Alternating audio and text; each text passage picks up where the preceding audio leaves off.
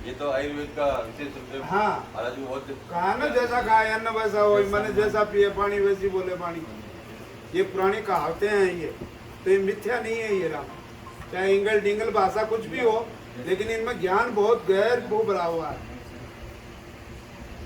तो आहार का बहुत प्रभाव होता है, इसलिए हाँ सात्विक आहार करना चाहिए हमेशा। एकाग्र कैसे होगी बुद्धि? सात्विक आहार होगा जब भी।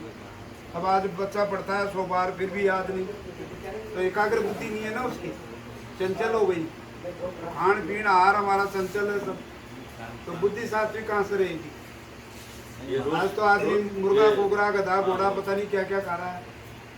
ये रूस से आए और पटेल साहब इनको अमेरिका से ये बोले कि महाराज पहले 7 टन का आटा बनाते थे, 7 टन को मिला के आटा बनाते थे।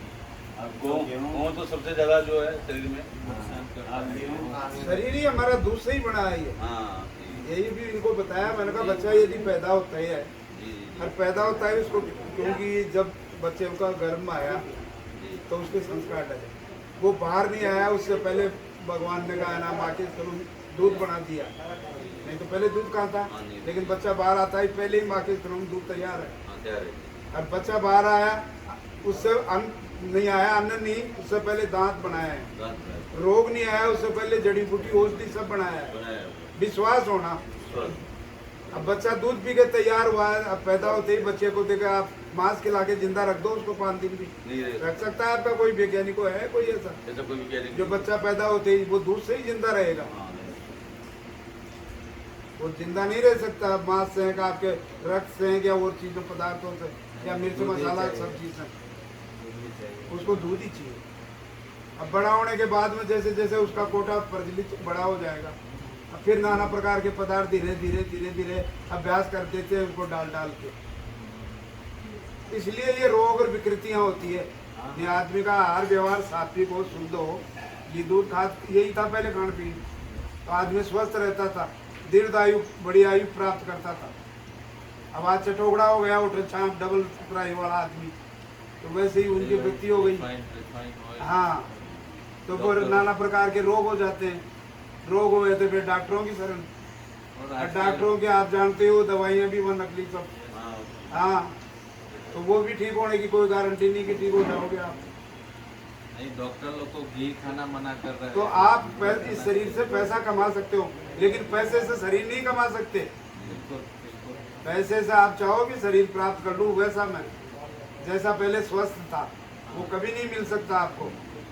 शरीर से पैसा तो कमा लोगे आप, लेकिन पैसों से आप शरीर नहीं कमा सकते वैसा कभी।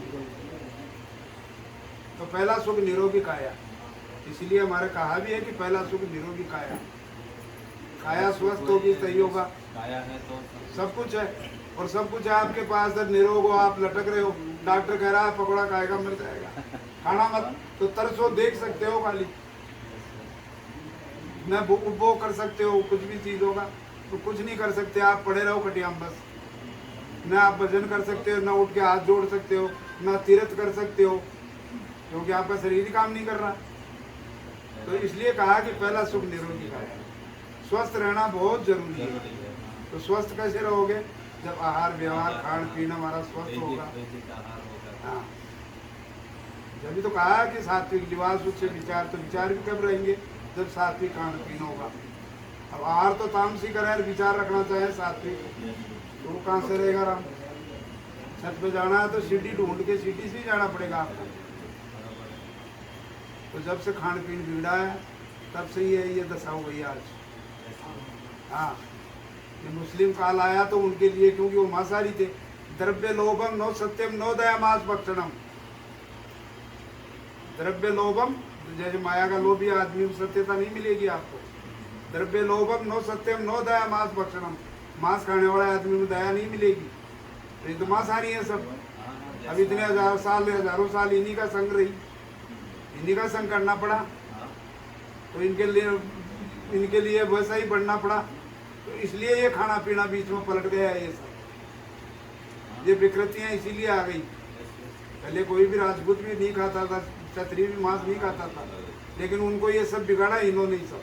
गुरुकुल को हाँ, तोड़ा गया। अरे तुम तो सिंह हो, सिंह बना दिया इनको, कोई सिंह नहीं थे पहले ये। लेकिन ये उपमाएं दे दे के इनको सिंह शेर का भोजन क्या है? मांस। बिल्ली, शेर, कुत्ता, ये सब ये मांसाहारी जीव है ये। उनके आते ही अलग है पेट की, छोटी छोटी आती है। अपनी में और उनके हाथों में पेट में बहुत फर्क है। शाकाहारी आदमी और मांसाहारी में बहुत फर्क होगा आपका बॉडी में ही।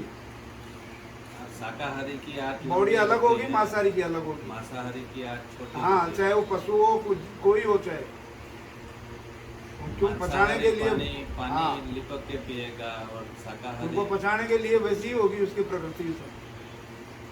तो ये विकृतियां जो आई है क्यों आई कि हमारे इतने वर्षों से बहुत हमारा बहुत नुकसान किया है ये। मुस्लिम काल में खूब मार मार के साहित्य को बदल दिया, इतिहास को बदल दिया, कुटवाया। जो शासन था उनका जो इच्छा वो लिखवाया। फिर हमने स्वार्थ के टट्टुओं ने पैसा के चक्कर में जो चाहा वो लिख भी दिया। ऐसे लोग भी बहुत थे। फिर अंग्रेजों ने आया तो वो अपना अपना जमाया, उन्होंने किया।